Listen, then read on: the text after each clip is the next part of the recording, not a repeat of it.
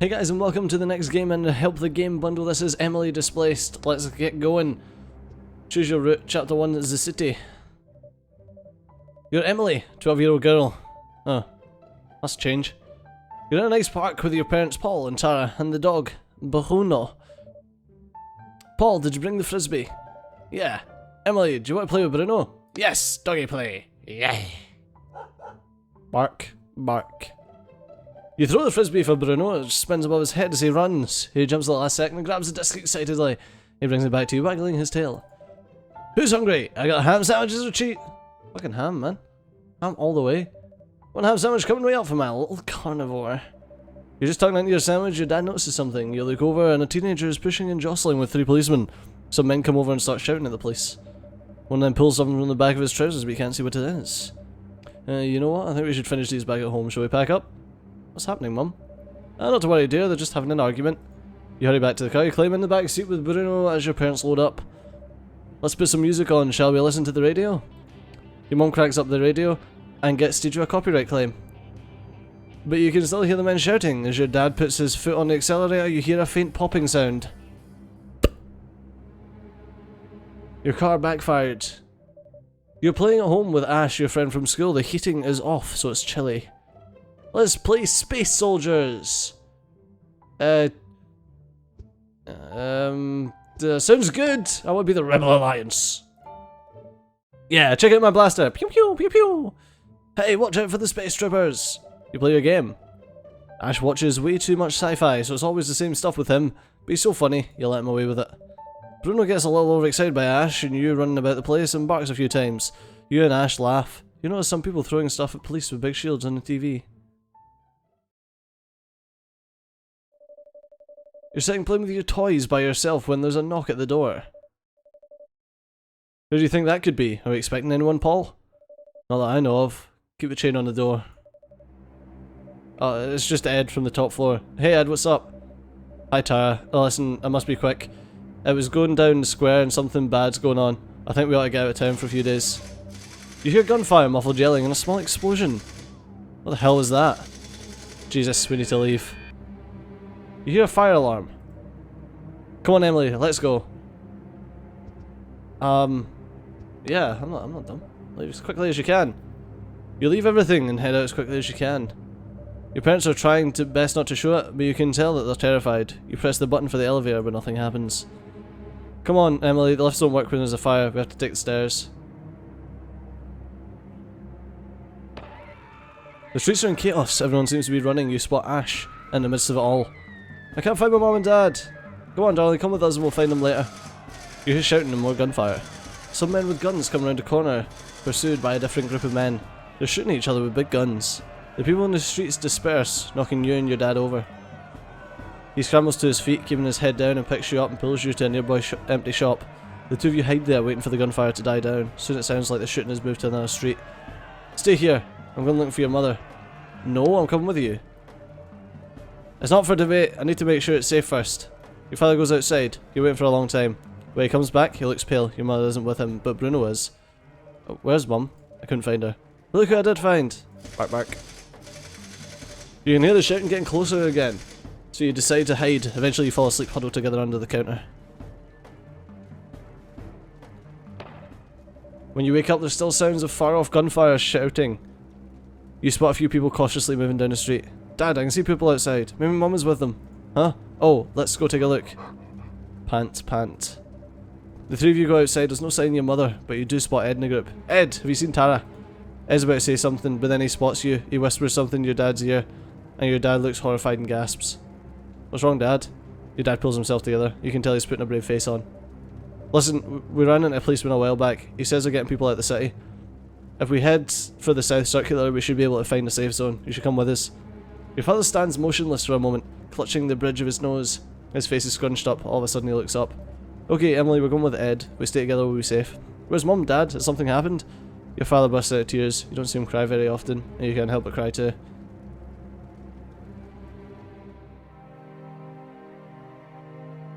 End of chapter 1. You chose to play with Bruno, you chose to play Space Soldiers, you chose not to grab your bag, and you chose to argue with your dad. Chapter 2, together. You and a group are on your way out of the city, but the road up ahead is blocked off. There are some jeeps and a couple of men in balaclavas blocking the way. Another group's trying to get through up ahead, but the men won't let them. Shall we see if we can get through? I'd see how this plays out first. The group trying to get ahead has been dispersed. It looks like quite a few of them are badly hurt. There's a lot of blood. Crap, I don't think they want anyone leaving. Alright, we need to find somewhere to hold up for now. It's not safe out in the streets. Agreed, there's an old hotel not far from here. One of the doors is loose. Might be able to get in there.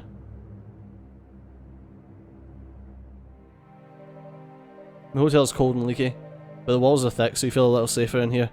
You've probably been here for 6 or 7 days so far. Your father still won't talk about your mother, and every time you ask about her he avoids the question and gets upset.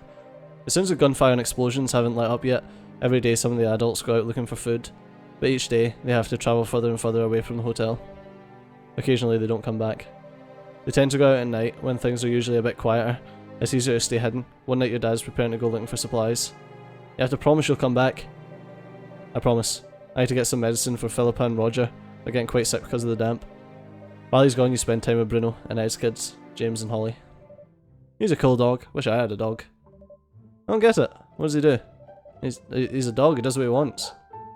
Bark, bark. So you're saying that he wants to run around in circles? What's he looking for? It's chasing his tail. He doesn't know what it is. I can chase my tail too.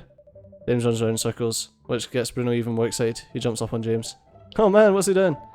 He's just excited. Give him a belly rub. The three of you have fun with Bruno, giving him belly rubs and lots of petting. He rolls around, his tail wagging vigorously. It's been a few hours. Ed just returned, but you haven't seen your dad yet. Hey, Ed, have you seen my dad? Nope. I'm sure he'll be back soon. James, Holly, you want some of these little cakes I found? Oh man, they look amazing. No, I don't feel so good. Holly, what's wrong? You don't look so good. Holly pukes on the floor. Looks like she may have whatever Philippa and Roger have. Ugh, gross. That's it, kids. Get to sleep. I don't want you all getting ill. Okay, you can get up and look for your dad once Ed is asleep. Yeah, let's do that. Okay. Good, just you wait, your dad will be home in the morning. You nod and immediately go to bed. As soon as you're sure that Ed's asleep, you sneak out and go looking for your dad. Like a fucking ninja. It's horrifying seeing all the buildings of your neighbourhood in ruins. There are fires that still haven't gone out. Built holes riddle the walls, there are big chunks missing from the ground, and all the windows are smashed. You sneak through the city. Being small, it's easy for you to avoid the people that are still walking the streets. A lot of men are wearing balaclavas, but there are a lot of soldiers too. You don't want any of them to see you. You see a lot of bodies in the streets. You don't look too closely and try to keep moving. Eventually you arrive at the pharmacy that you've been going to since you were a kid. The big windows have been caved in, and there's glass everywhere. You see Dad's legs sticking out from behind the counter. You approach nervously. You can hear the sound of shouting men getting closer. Your dad's lying on the ground with his eyes closed. You fear the worst. Dad? You shake him by the shoulders. He groans and rubs his head. Thank God. Emily, is that you? It's okay. What are you doing here? You burst out crying. I came looking for you. I was worried. Don't worry about me, Petal. It'll take more than a loud noise and a cupboard door to stop your father.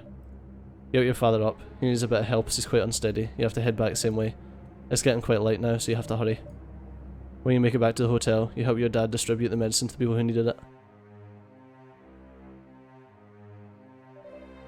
It's been a few more days. People are recovering from the illness, but the violence seems to be getting closer and closer. There's a loud noise from outside. You rush to the window and see a big military convoy rolling into town. They've got 3 big tanks and a bunch of men on foot. It seems as though they've cleared through the roadblock. Thank God you guys are here. Can you take us to the safe zone? No can do, sir. We're heading into the combat zone. We don't have any men to spare to direct you. Are you serious? What are we supposed to do? Your best bet is to head to Litzel. There's a camp set up there for displaced civilians such as yourself. The soldier doesn't wait for an answer. He joins the rest of his group. We better get moving soon before those guys set up another roadblock. Right. How long do you reckon it'll take to reach Litzel on foot? About 2 days, I guess. But I don't like the sound of that camp. I'm going to head to Lennet. I've got a cousin there. Lennet? How you get there? There's an ocean in between us and Lennet. Then go with the others to Litzel. Do what you want. Whatever you're doing, you'll have to do something about the dog. No one will take it. You gasp. What do you mean do something about the dog? Your dad is stunned too. He never considered this. Ed's right, Emily. We won't be allowed to have a dog in any of these places. And it won't be fair to keep him if we can't feed him. No, leave him alone! I'm sorry, Emily. That's just not fair. We'll take him away from the city, but we'll have to say goodbye there. Oh. Fucking I'm nearly bursting out crying here. It's bullshit. You head out of the city. After about 20 minutes of walking, there's a big open field. Bruno spots some rabbits and runs off like he always does, but this time instead of running after him, you keep on walking. Your dad gently says goodbye to Ed, and you join the rest of the group.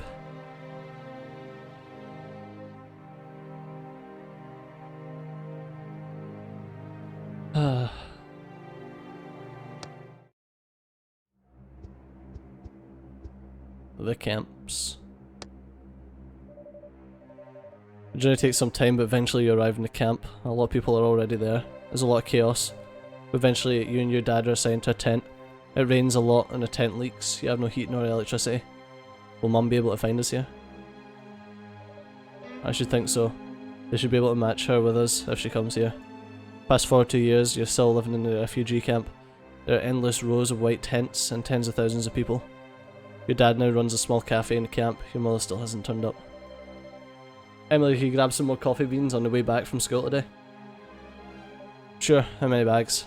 Just the one for now. Not sure we can afford any more this time. Not if we want dinner anyway. Well, hopefully you'll sell more coffees today. See you later, Dad.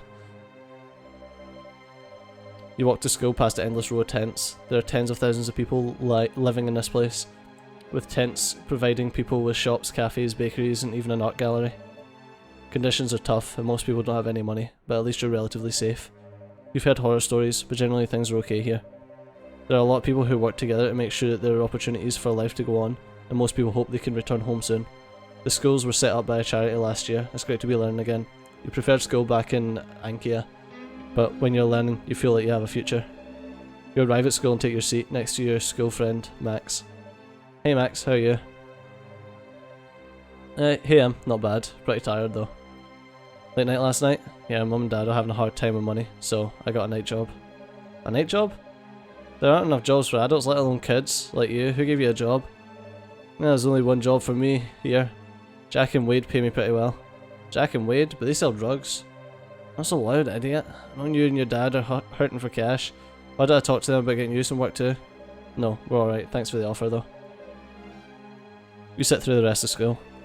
It's hard to concentrate as the camp is always loud, and some of the kids can't help but yell and act out. A lot of kids can't get access to education, your class is quite overcrowded. You head home, buying a single bag of coffee on the way. When you get home, your dad has a big smile on his face. Hey, guess what? What? I sold quite a bit today. I bought us some of that nice bread. You can smell it already. There runs a little bakery, a short walk away. It's the best bread in the camp, you're sure of it? Things are tough here, but at least you have some hope. One day it'll be safe to return home, and you'll be able to get your life back on track. But probably not anytime soon. The end. So, Emily Displaced is... Actually, I can read the about. Oh, it's the... Obviously it's the game jam with everything. Oh, I thought it was going to tell us. Emily Displaced is all about a kid in a wartime situation which Warchild tries to help accommodate for. And it's all about how these kids don't... They have, like, no choice as to what happens to them. But, once again, this has been Emily Displaced, part of the Help the Game bundle that you can get on Steam by clicking the link down below, and all profits go towards the Warchild charity. But as always, I've been CG, you've been awesome, and I'll see you next time. Bye bye.